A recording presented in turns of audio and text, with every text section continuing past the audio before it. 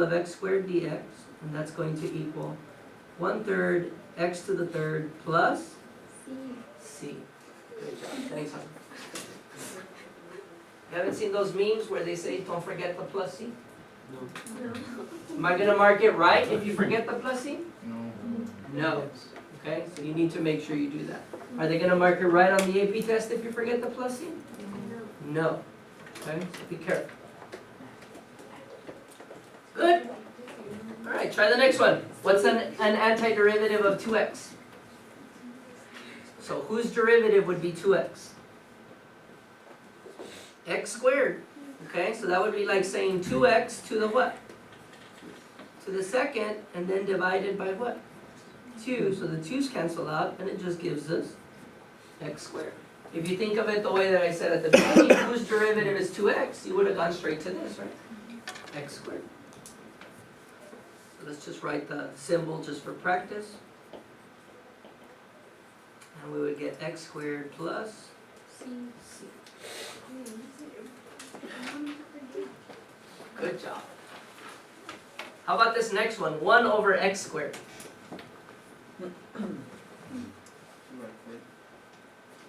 What could we do to it before we get started? X to the negative 2. Yeah, send it up and write it as x to the negative 2. And now let's work with it. So the coefficient is 1, and we got an x. If we add 1 to negative 2, what do we get, Ricky? Negative 1. Negative 1, and we've got to remember to divide by it. Okay, so we end up with what? Negative. So the integral of 1 over x squared dx could be negative 1, right? X to the negative 1 plus c. Or we could also write it as what? Negative 1 over x plus c. Excellent work. One more, Sammy.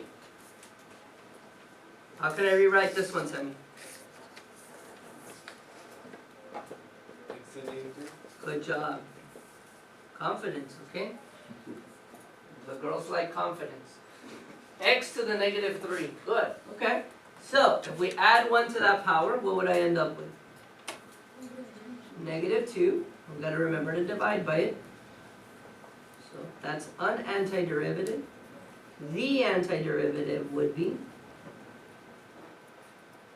negative 1/2 x to the negative 2 plus c, or what would be another way of writing it? Negative 1 over 2. Negative 1 over 2 x squared plus c. Would this be deemed as acceptable on the free response section? Yes. Yes. Okay, but more than likely you're going to have to use the integral to do something with it, so it wouldn't be good to leave it like that. You're going to have to rewrite it. Unless it's on the calculator section, you can put to the negative 2 power, right? Cool? Papitas? We got it? What do you think? Integration's pretty easy so far? Alright, so let's do a couple of examples here. And let's look at different situations and see if we don't freak out with them. And then that'll be it. It's a quick lesson, really short, real simple, and you have 12 problems for homework. You got a 4-day weekend, so you have a lot of time. You can do 3 problems a day to keep the doctor away. Or Okay. we just do like all 12 but the Huh? whole day. Next week's the 6th week? The 6th? I guess, I don't know. I don't keep track of them. Why? You need to be passing? Yep. Uh-oh. Well, then make sure you come for tutorials. Alright, so let's see. Find the antiderivatives of these functions here. So what do you think the integral of 7 would be?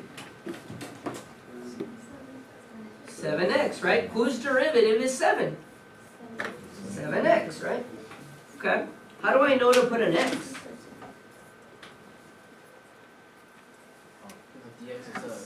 Because of the dx, right? So the independent variable is x, so I need to put x. What if it was dt?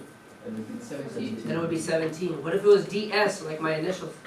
7s, right? Okay, cool. So this would be 7x Plus C. plus c. Híjoles, we almost got that wrong. Okay? So we added 1 to the power, so it was 1, and we divided by 1, so nothing happened to it. Are we okay? Try the next one. What's that one going to be? Add 1 to the power, so we get x to the what? 7 and we divide by 7, so that gives us 1 over 7 x to the 7. Plus what? C. Good job, Y. Yep. Are we okay? That wasn't even wild. Yeah. That wasn't Y? That was Oscar? I'm sorry, Oscar. Forgive me, my son. How about number 3? Let's do it. What if it has 2 parts? Just do one at a time? Oh yeah, makes sense, right? Okay, so how about the first one? What's that one gonna be? X to the what? 5th divided by 5, so that's 1/5, right? Minus x to the what? 3rd divided by 3, so that's 1/3. Plus c, right? So that would be like 1/5 x to the 5th minus 1/3 x to the 3rd plus c. Could I just leave it as x to the 5th over 5 minus x to the 3rd over 3? Yes. Yes, that would still be correct. You guys are geniuses. How about number 4? So we have 2x to the what power? To the 2nd divided by 2. Plus 3x to the 3rd divided by 3. Minus 5x to the 5th divided by 5. Plus c. Some arbitrary constant that could have been there, that when I got its derivative went away and was there. So what do we end up with here? X squared. X squared plus x cubed minus x to the 5th? Kindergarten stuff? Awesome. So let's add some fractions in. Those are too easy. Eventually you'll do this quickly in your head. The more practice that we have, right? Just like finding derivatives are now super easy for you. Now you're finding antiderivatives. Okay? So let's do this one. So we got 3 over 4 x to the what? 6. So 3 over 4 x to the 6 divide by 6. Whoa. What do we do when we have that? Right. We multiply these guys, right? So we get 3 over what? 24. 24. Okay. Let's keep going. Plus 5 over 3 x to the what? 3rd divided by 3. Minus 1 over 2 x to the what? 2nd divided by 2. So here we end up with 3 over 24, which reduces to what? 1 over 8 x to the 6. Here we get 5 over what? 9 x to the 3rd. And here we get 1/4 x to the 6. Plus what? C. We forgot it. Alejandra, for less. No excuses. Good? What do you think about number 6? Is there like a special formula for that one? No. No, that's the same thing, right? What is the square root? That's the same as what power? So this is the integral of x to the half dx, right? So let's do it. We're going to add 1 to this guy. That would be like adding what? 2 over 2. So that gives us x to the what? 3 over 2. And then we have 1 and we're dividing by 3 over 2. So what's the same thing as dividing by a fraction? Multiplying by the reciprocal. Multiplying by its Reciprocal. reciprocal, right? So that would give us 2 over 3 x to the 3 over 2 plus what? C.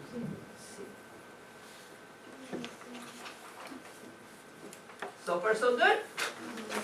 Not too bad? Alright. What if we had some more challenging problems?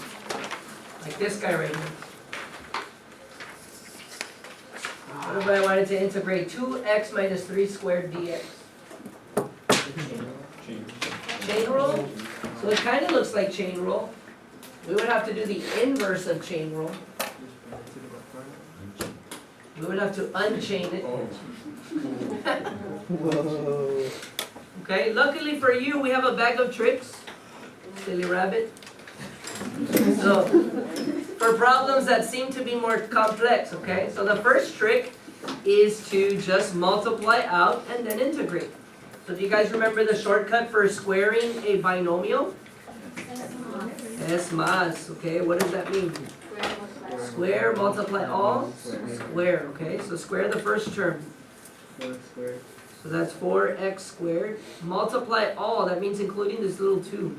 So 2 times negative 3, that's negative 6 times 2x, negative 12x. And the last one is square, so square negative 3, that gives us what? Plus 9. So we haven't integrated yet, we just rewrote the problem. And now we just integrate each part. Cool? So integrate the first one, what would we get? 4x to the what?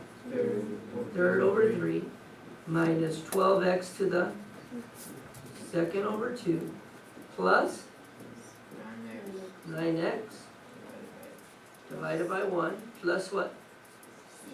C. And do any of those reduce?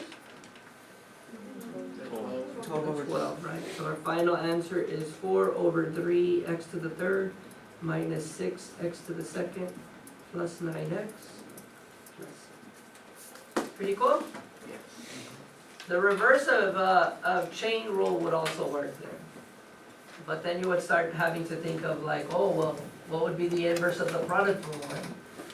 The inverse of the quotient rule. Do you want to do those in reverse order? Maybe? Well, you can try that on your own time. Okay? Look at number 2. What's the trick say to do? Multiply it out. So let's do it. X times 2x, 2x squared, x times negative 3, 2 times 2x, and 2 times negative 3 minus 6. What do we end up having? The integral of 2x squared plus x minus 6 dx. Let's do it. Integrate. 2x to the third over 3 plus x squared over 2 minus 6x plus c. Does anything reduce?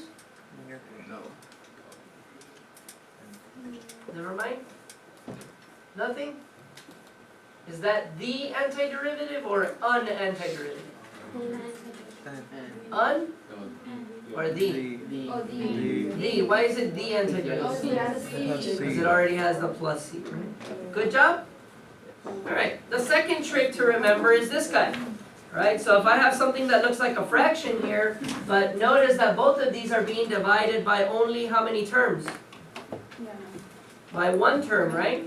Okay, so the second trick is to just divide each term in the numerator by the term that's in the denominator, and then integrate. Cool? What's the rule when I divide with exponents? You remember? When you divide, what do? Subtract the exponents, right? So you're doing the lawnmower, you're trying to turn on the lawnmower, and then the bow and arrow, right? Good? Remember that from Algebra 2? No? The chainsaw? When you divide! Yeah? Okay, anyway. So this would be like getting the integral of x squared over x to the fourth. You guys are a tough crowd. 3x over x to the fourth. 1 over x. Okay, so when we're dividing, we can subtract the exponent. So we could think of it as 2 minus 4. What does that give us? What's 2 minus 4? Negative 2. So x to the negative 2. Here we have 3x, so that'll be 1 minus 4. What does that give us? Negative 3. So that would be plus 3x to the negative 3. And then here we have 0 minus 4, so that's just what? X to the negative 4. And now we just integrate. Ready? Yes. Add 1 to the power. X to negative 1. X to the negative 1 over negative 1. Plus 3x to the negative 2 over negative 2. Plus X to negative 3. x to the negative 3 over negative 3. Plus c. Thank you, sir.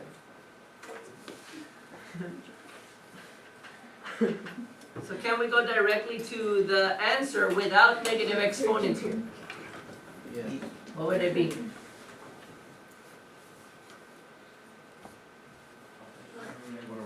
Negative 1 over x, good. Minus 3 over 2 x squared. Minus 1 over 3 x cubed. Plus c. And if we find the derivative of this guy, it should end up giving us this answer. Good? Too easy? One more or we're good? One more? Alright. Another one. So is this the same thing? What would the square root of x be the same thing as? X to the half. X to the half, right? So here we have the integral of x over x to the half plus 1 over x to the half dx. Okay, so if we subtract here the exponents, what would we get? 1 minus half, we get x to the half. 0 minus half, we get x to the negative half.